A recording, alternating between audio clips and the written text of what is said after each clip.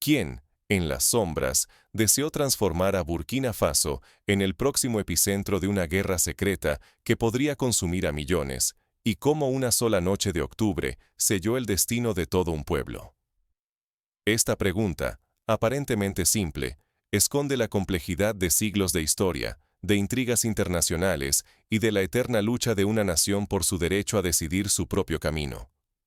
En la oscuridad más absoluta de la madrugada, cuando ni siquiera los grillos se atrevían a romper el silencio, casi nadie percibió la caravana. 47 camiones, deslizándose como espectros, cruzaron la frontera justo cuando la última lámpara se apagaba en las aldeas dormidas. A simple vista, aquellos vehículos parecían una bendición. Ayuda humanitaria destinada a los más pobres. Cajas marcadas con símbolos de organizaciones internacionales, etiquetas de urgente y solidaridad. Pero, entre las cajas y bajo mantas polvorientas, se ocultaba un secreto capaz de cambiar el curso de la historia. La escena recordaba a los convoyes clandestinos de la Segunda Guerra Mundial, cuando armas, documentos y secretos pasaban de mano en mano bajo la apariencia de transporte civil. Así como en los años 40, los partisanos europeos ocultaban su verdadero propósito bajo cargas inocentes, aquí también la apariencia engañaba. Cuando los soldados, siguiendo órdenes precisas, abrieron los primeros contenedores, la realidad los dejó pasmados. No había ni un solo medicamento, ni una bolsa de arroz, ni una caja de leche para los niños. En vez de esperanza, encontraron un arsenal militar tan vasto y diverso que podría haber armado a una división entera. Fusiles de asalto de última generación, lanzacohetes antitanque, decenas de miles de cartuchos, explosivos plásticos, granadas de fragmentación, equipos de comunicación cifrada y hasta uniformes de camuflaje sin insignias. Cada pieza, envuelta en plástico, con etiquetas en varios idiomas y números de serie de diferentes países. El hallazgo desató de inmediato una tormenta de preguntas, cada una más inquietante que la anterior. ¿Para quién iban dirigidas esas armas? ¿Qué grupo, facción o potencia internacional había invertido millones, tal vez cientos de millones, en una operación tan compleja? ¿Era este el preludio de una guerra civil, de un golpe de Estado o de una intervención extranjera a gran escala? De golpe, la amenaza de la violencia dejó de ser un rumor y se convirtió en una sombra tangible sobre la vida de millones. Lo que estaba en juego no era solo la estabilidad de Burkina Faso.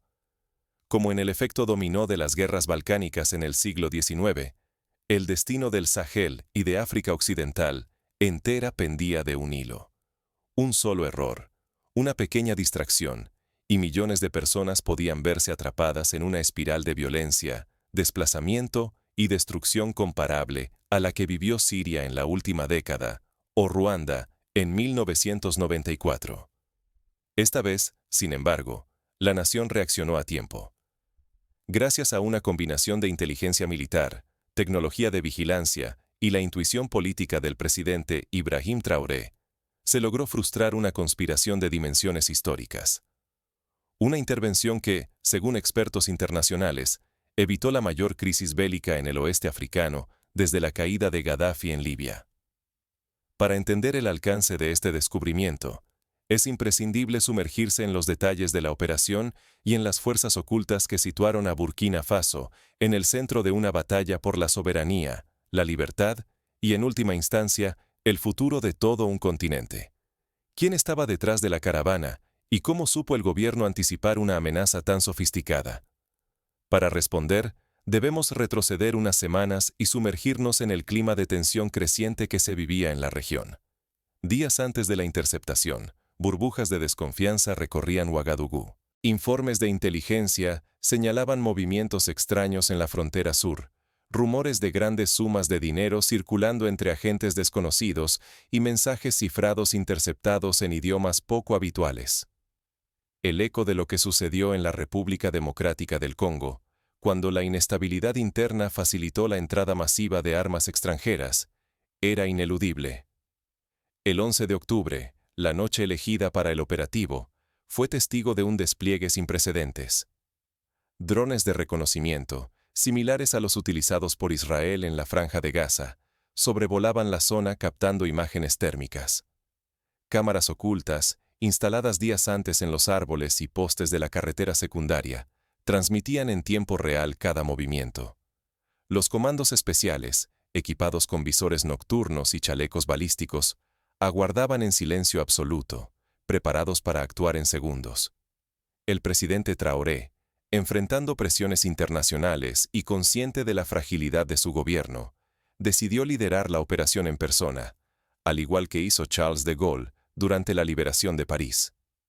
Sabía que una sola falla podía desembocar en el colapso nacional, en una guerra fratricida o en la desaparición de su mandato. La orden fue clara y contundente: interceptar el convoy, sin margen para errores.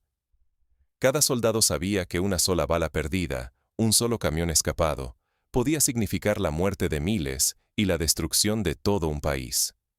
Cuando los camiones se detuvieron, la verdad emergió como un relámpago. Bajo los sellos de ayuda humanitaria, se ocultaba un arsenal que haría palidecer a muchas fuerzas regulares del continente. Fusiles Kalashnikov, rifles M16, lanzagranadas RPG, misiles antiaéreos Igla y toneladas de explosivos C4. 47 camiones repletos de muerte y destrucción, suficientes para alimentar la ambición de cualquier grupo armado o aspirante a dictador. Las primeras interrogaciones a los conductores revelaron una red más vasta y peligrosa de lo que nadie imaginaba. Algunos insistían en su inocencia, afirmando desconocer la verdadera carga. Otros, bajo presión, ofrecieron nombres, ubicaciones de depósitos secretos y rutas alternativas que encendieron nuevas alarmas. Todas las pistas apuntaban a una estructura internacional, sofisticada y con recursos aparentemente ilimitados. Aquí, la historia resuena con lo sucedido durante la operación Irán-Contra en los años 80, cuando armas y dinero circulaban clandestinamente para financiar guerras en Centroamérica bajo la apariencia de ayuda humanitaria. La diferencia, en este caso, es que la magnitud era aún mayor y el escenario, el corazón mismo de África. La inteligencia burkinesa, reforzada con expertos en criptografía y vigilancia electrónica, trabajó día y noche para asegurarse de que ni una sola bala desapareciera. El mensaje era claro. Esto no era un simple operativo policial. Era una batalla por la supervivencia y el honor nacional, como lo fue el levantamiento de los Mau Mau en Kenia o la resistencia de Vietnam frente a las potencias coloniales. Pero la pregunta crucial seguía flotando en el aire. ¿Quién, realmente, estaba detrás de este arsenal y cuál era su objetivo final? Aquí es donde la historia da un giro aún más inquietante y global. Detrás de las armas y las sombras, fuerzas extranjeras tejían una telaraña de intereses. Seguir el rastro del dinero, como lo hicieron los investigadores en el escándalo de Watergate, era clave. Las transferencias, camufladas entre donaciones caritativas y contratos de importación, conectaban bancos en Dubái, Ginebra y Hong Kong. Empresas pantalla, con sedes en paraísos fiscales, canalizaban los fondos hacia adquisiciones de armas en Europa del Este y Asia Central. ¿Qué sucede cuando quienes deberían proteger a un país son los arquitectos de su caída? ¿Y si potencias globales deciden el destino de una nación desde oficinas climatizadas a miles de kilómetros, usando a sus ciudadanos como piezas en un tablero de ajedrez? La investigación sobre los 47 camiones destapó una pesadilla. El arsenal incautado no era obra de simples traficantes. Las armas, algunas con huellas de batallas en Libia y Yemen, otras recién salidas de fábricas en Europa Occidental y América del Norte, evidenciaban la participación de actores estatales y privados. Los seriales, parcialmente limados, fueron restaurados digitalmente, revelando compras recientes de lotes enteros en ferias internacionales de armamento. Los primeros días tras el hallazgo fueron un terremoto político. La capital, Ouagadougou, se vio sacudida por detenciones. Exministros, generales retirados, diplomáticos con pasaportes de inmunidad y empresarios cercanos a la oposición. Era un fenómeno similar al que vivió Turquía tras el golpe de Estado fallido de 2016, cuando la purga de altos cargos desestabilizó el tejido institucional. Las confesiones emergieron lentamente. Uno de los principales implicados narró el plan con una frialdad escalofriante. Infiltrar armas en oleadas, desatar atentados coordinados en puntos estratégicos, sembrar el caos en la capital, y cuando la sociedad estuviera al borde del abismo, activar a la oposición bajo el pretexto de restaurar el orden. Todo, con la promesa de un reconocimiento internacional inmediato y el respaldo de potencias dispuestas a imponer una nueva élite servil. La coordinación internacional era innegable. Mensajes cifrados, interceptados por inteligencia aliada, citaban órdenes desde París y Washington. En hoteles discretos de Accra y Abiyán, enviados especiales habían pulido los detalles del plan. Lo que parecía contrabando era, en realidad, una operación de ingeniería política y militar, planificada al detalle desde despachos lejanos. El asombro de los investigadores aumentó al descubrir el presupuesto. Varios millones de dólares, canalizados mediante empresas fantasma y cuentas opacas. Nada quedó al azar, desde la compra de armas hasta el pago a saboteadores, pasando por la financiación de campañas de desinformación en redes sociales y prensa internacional. Cada paso había sido documentado, como en los archivos secretos de la CIA durante la Guerra Fría. La magnitud de la conspiración amenazaba la reputación y el futuro de toda la élite nacional. El frágil equilibrio de Burkina Faso se tambaleaba, y el temor a que África volviera a ser un tablero de juego de potencias externas era más real que nunca. Las imágenes de altos cargos esposados, transmitidas en directo, enviaron un mensaje contundente. Nadie, por poderoso que sea, está por encima de la ley cuando la soberanía está en juego. La tensión se podía cortar con un cuchillo. Burkina Faso se convirtió en epicentro de una batalla titánica entre independencia e injerencia, como vivió Cuba en 1961 durante la invasión de Bahía de Cochinos. Los próximos movimientos del presidente Traoré definirían el destino inmediato de la nación, pero también podían desatar una reacción en cadena en toda África. Cada hora era crucial. La presión internacional aumentaba y las calles de Ouagadougou vibraban de incertidumbre.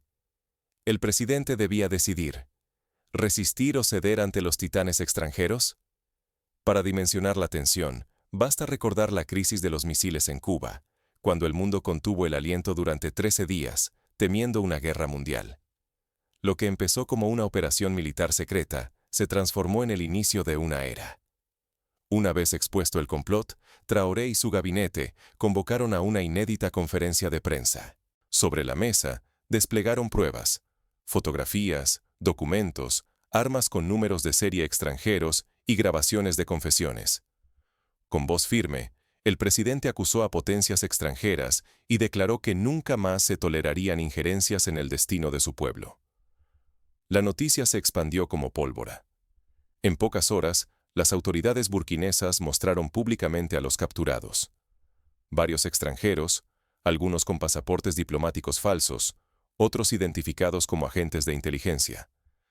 Las imágenes de sus rostros esposados recorrieron el mundo, provocando un terremoto diplomático.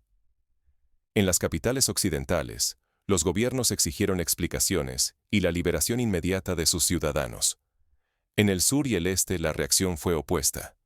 Rusia, China, Turquía, Irán y Venezuela manifestaron su apoyo a Traoré, calificando el acto como un valiente paso por la soberanía africana. París, Londres y Washington, en cambio, acusaron a Burkina Faso de toma de rehenes y amenazaron con sanciones económicas y diplomáticas. El gobierno respondió con un acto simbólico. En la plaza central de Ouagadougou, frente a decenas de miles de ciudadanos y cámaras de todo el continente, exhibieron el arsenal incautado, montañas de fusiles, lanzacohetes, cajas de municiones apiladas. Allí, Traoré tomó el micrófono y anunció: «Estas armas jamás volverán a infundir miedo en nuestra tierra. Serán fundidas y convertidas en campanas escolares, pupitres, camas de hospital y ladrillos para nuevas infraestructuras». La decisión evocó la famosa transformación de espadas en arados, mencionada en la Biblia, y replicada por la ONU tras la Segunda Guerra Mundial, donde material bélico fue reciclado para construir hospitales y escuelas en Europa devastada. El efecto fue inmediato. Una población que durante años vivió bajo la sombra de la violencia sintió un orgullo renovado. Lo que fue instrumento de manipulación extranjera se convirtió en símbolo de dignidad nacional. Surgió un movimiento espontáneo. Miles de jóvenes salieron a limpiar calles, reparar escuelas, pintar murales con mensajes de unidad y resistencia. El himno nacional resonó como nunca antes. La noticia encendió una chispa en la región. En Malí, Níger y Senegal, movimientos sociales y líderes juveniles llamaron a seguir el ejemplo burkinés. Las redes sociales se inundaron de mensajes. África se despierta, África se levanta. Por primera vez en generaciones, los pueblos sentían que podían reclamar su destino y romper cadenas de siglos de dependencia. Sin embargo, este renacimiento también trajo riesgos. La experiencia de Ghana, tras la independencia liderada por Kwame Nkrumah, enseña que los enemigos de la libertad no descansan. Sostener la independencia requiere vigilancia, unidad y políticas inclusivas. La tentación de caer en nuevos autoritarismos o en la complacencia es tan peligrosa como la amenaza externa. El gobierno de Burkina Faso respondió con medidas concretas. Se prohibió la entrada de ayuda extranjera no auditada. Se crearon comisiones de control social, integradas por ciudadanos comunes, para vigilar cada transacción internacional. Se instauró el Día Nacional del Despertar, una jornada de reflexión y acción colectiva, donde escuelas y comunidades debaten sobre la historia, la soberanía y el futuro. Prácticamente, cada arma fundida se transformó en algo útil. Los metales sirvieron para fabricar nuevos pupitres para escuelas rurales, camas para hospitales y hasta paneles para viviendas de emergencia tras inundaciones. Organizaciones comunitarias, con participación directa de las víctimas de conflictos pasados, supervisaron el proceso de reciclaje. Así, el horror se transformó en esperanza tangible. El ejército, lejos de regodearse en la victoria, optó por una modernización transparente. Todo nuevo material debía ser adquirido conforme a la ley y bajo escrutinio público. Se destruyó el resto del arsenal, en una ceremonia televisada que buscó cerrar la puerta a futuros conflictos. Técnicos de la Unión Africana y de la ONU participaron como testigos, garantizando la irreversibilidad del proceso. Inspirados por el ejemplo, otros países africanos iniciaron auditorías de arsenales, fortalecieron sus leyes sobre transparencia y organizaron foros juveniles sobre la construcción de paz. En Kenia, por ejemplo, se replicó la idea de transformar armas incautadas en herramientas agrícolas y material escolar, creando empleo y cohesionando comunidades históricamente divididas. Pero la mayor amenaza era la complacencia. La historia de Burkina Faso, como la de tantas naciones liberadas de la opresión, demuestra que la libertad no se conquista una sola vez. Volver a la pasividad o permitir nuevas divisiones pondría en riesgo todo lo conseguido. La vigilancia constante, la educación cívica y la unidad nacional son indispensables. El futuro de Burkina Faso depende de mantener vivo ese espíritu de renovación y alerta. ¿Podrá la nación sostener su rumbo ante nuevas amenazas internas y externas? La experiencia de países como Sudáfrica, que tras el fin del apartheid debió enfrentar intentos de desestabilización, indica que la resiliencia colectiva y la participación ciudadana son cruciales. 47 camiones cargados de armas se transformaron en 47 millones de corazones, latiendo por la libertad y la esperanza. Hoy, Burkina Faso no solo bloqueó el avance de la muerte, sino que encendió una chispa de conciencia y dignidad en todo el continente. Donde algunos vieron solo guerra, el pueblo imaginó herramientas para construir, proyectos de futuro y un acto colectivo de dignidad nacional. La historia enseña que cada vez que una nación rompe cadenas impuestas desde fuera, paga un precio alto: sabotajes, sanciones, campañas de difamación. Pero ignorar esas lecciones condena a nuevas generaciones a repetir los mismos errores. Enfrentar los desafíos, en cambio, puede ser el primer paso hacia una África verdaderamente libre, próspera y respetada. El silencio de la madrugada se rompió con la voz firme de un pueblo que reclama su destino. No basta mirar desde lejos.